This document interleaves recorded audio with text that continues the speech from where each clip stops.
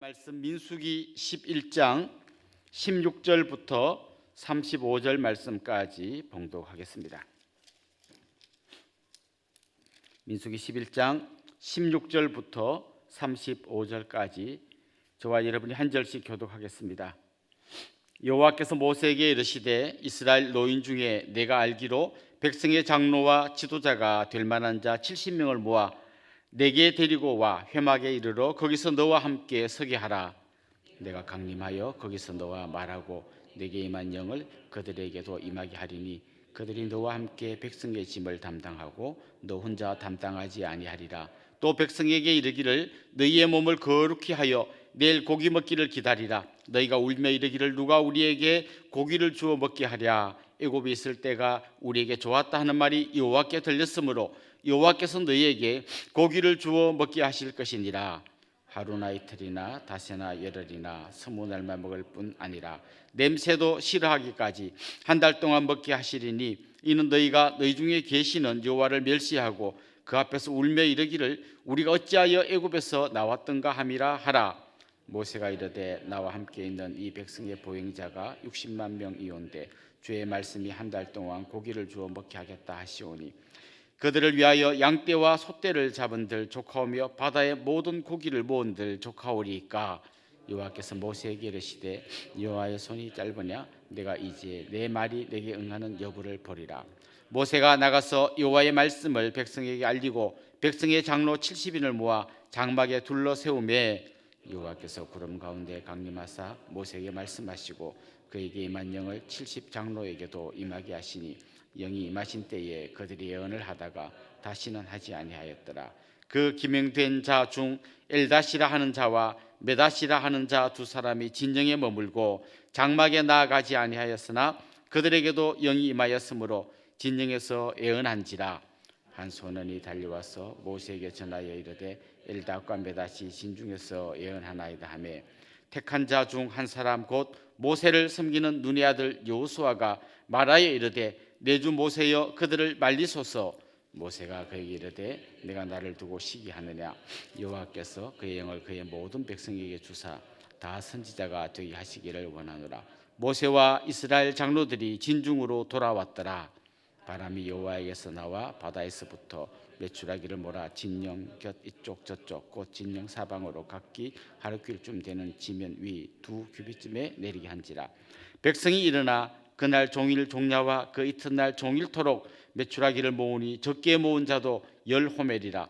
그들이 자기들을 위하여 진영 사면에 펴두었더라.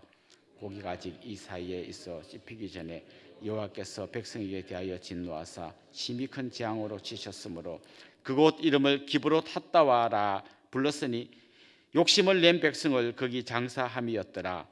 백성이 기브롯 핫다와에서 행진하여 하세롯에 이르러 거기 거하니라. 지금 우리는 민수기 말씀을 계속해서 묵상하고 있습니다. 민수기는 민수기 안에 백성을 계수한 백성의 숫자가 몇 명인지 헤아린 게 2번 나오는데 그것 때문에 민수기란 이름이 붙었습니다. 그런데 이 구약 성경에 대표적으로 히브리어로 기록된 성경이 있고 이것을 헬라어로 번역한 성경이 있는데 헬라어로 번역한 성경의 제목이 바로 민수기입니다. 민수기고 히브리어로 쓰여진 원래 이 성경의 제목은 광야에서 혹은 광야 방랑기 이렇게 제목을 붙일 수 있을 것 같습니다. 그래서 민수기는 광야에서 이스라엘 백성들이 방랑한 그 이야기들을 담고 있습니다. 우리가 최근에 마태복음 말씀 읽기 전에 그 앞에 민수기를 좀 초반부를 했었는데요. 민수기 초반부에는 주로 이런 말씀이 나옵니다. 이제 시내산에서 하나님의 말씀을 받은 이스라엘 백성들이 이제 가나안을 향하여 행군하기 위해서 준비하는 얘기가 나옵니다. 그래서 대회를 정비하고 그 다음에 가운데 성막이 있고 사방에 네 동서남북에 또 어떤 지파가 서야 되는지 그리고 그들이 어떻게 이제 가나안을 향해서 정말 하나님의 군대가 되어서 행진할지를 하나님이 자세하게 이제 준비시켜 줍니다. 그리고 이제 출발해서 이제 가는 거죠. 자, 잘 준비시켜 줬고 율법도 받았고 말씀대로 이제 가면 되는데 출발하고 얼마 안 있어 이제 계속해서 안 좋은 얘기들이 나옵니다. 11장, 12장, 13장, 14장에 여러 이야기들이 나오는데 중심 주제는 불평과 원망입니다. 불평과 원망.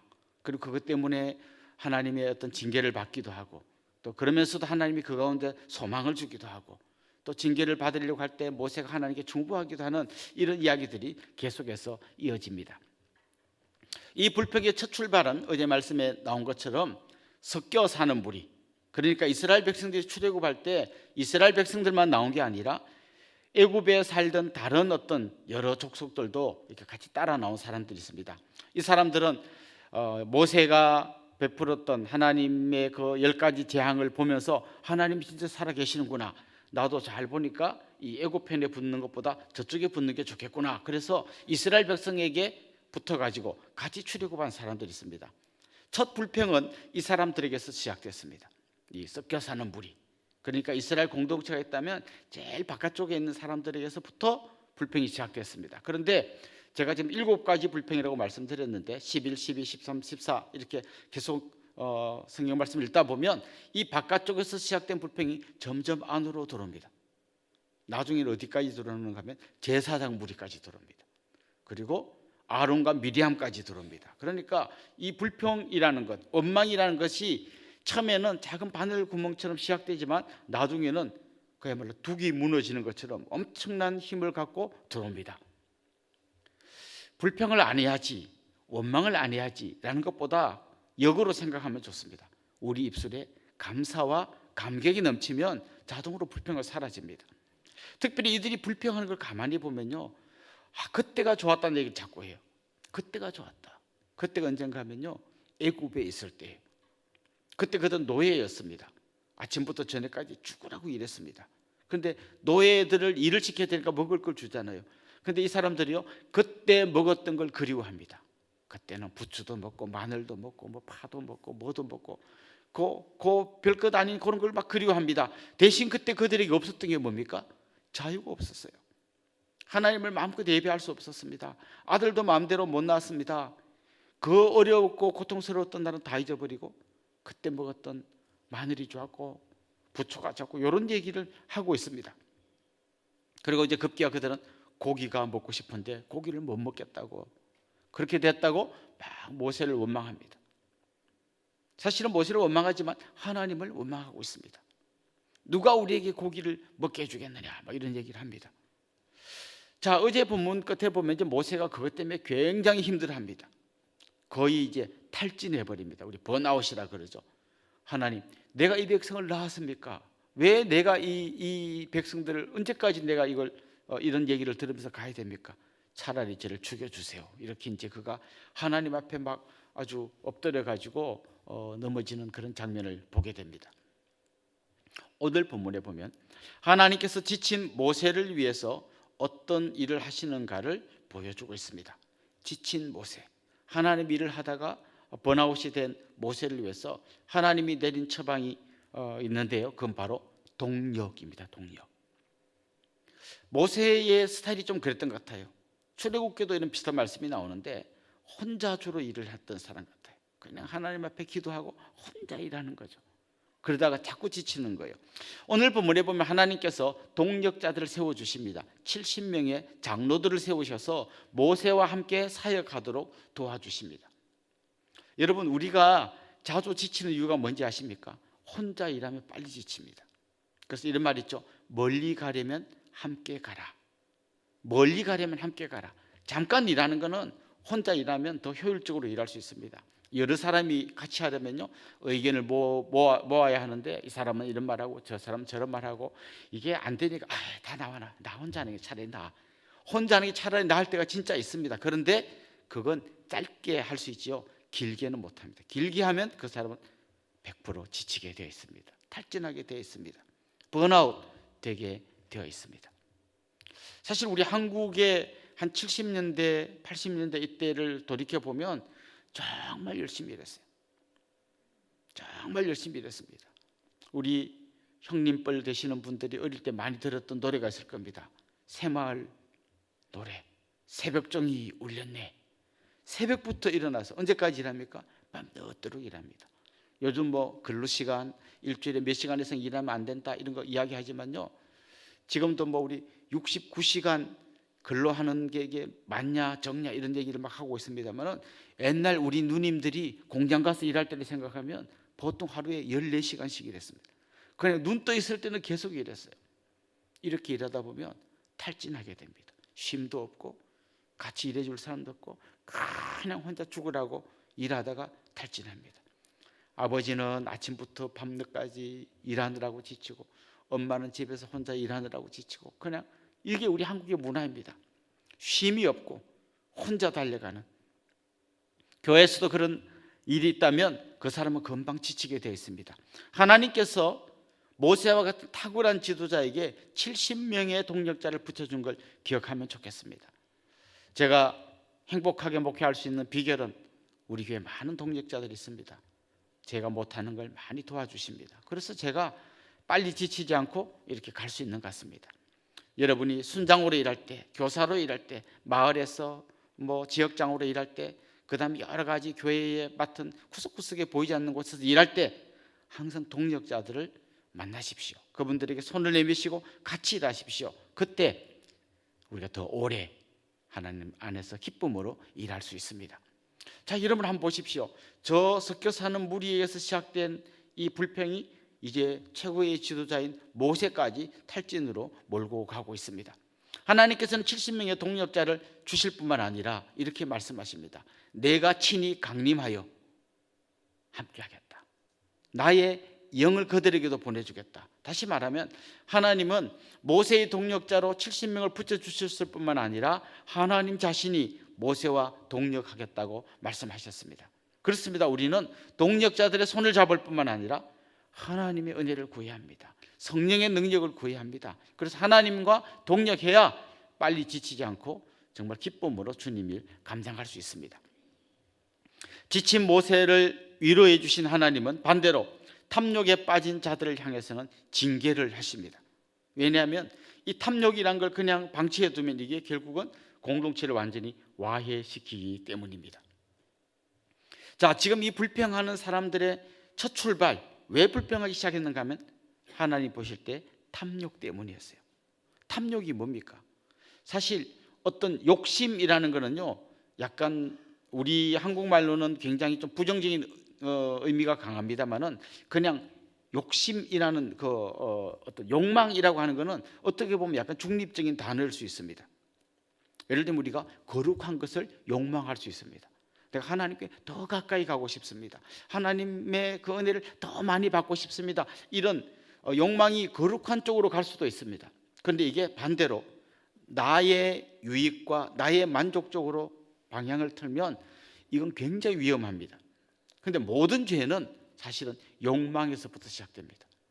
하나님과 같이 되고 싶다 하는 욕망, 더 많이 갖고 싶다, 더 많이 높아지고 싶다 하는 이 욕망이 우리를 병들게 하고 죄에 빠지게 만듭니다. 자, 지금 이스라엘 백성들이 어떤 상황인지 보십시오. 광야 한가운데 있습니다. 광야에서는 농사를 지을 수도 없고 뭘 사러 갈 수도 없고 대책이 없습니다. 하나님이 주시지 않으면 먹을 수도 없고 살 수가 없는 곳이 광야입니다. 그런데 그들은 지금 잘 살고 있습니다. 왜냐하면 하나님께서 매일 만나를 내려주십니다. 매일 만나를 내려주십니다. 그들은 만나를 만들기 위해서 일한 적이 없습니다. 그냥 하나님이 그들에게 만나를 매일매일 공급해 주십니다.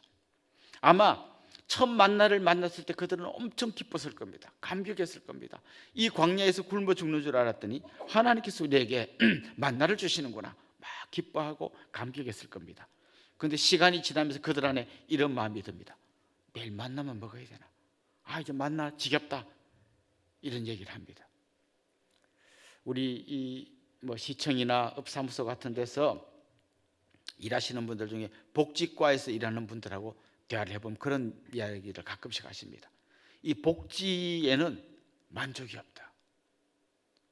이렇게 복지 나라에서 뭐 복지 제도를 만들어 가지고 도와주면 처음에는 되게 고마워하는데 시간이 지나면 이게 당연한 권리다.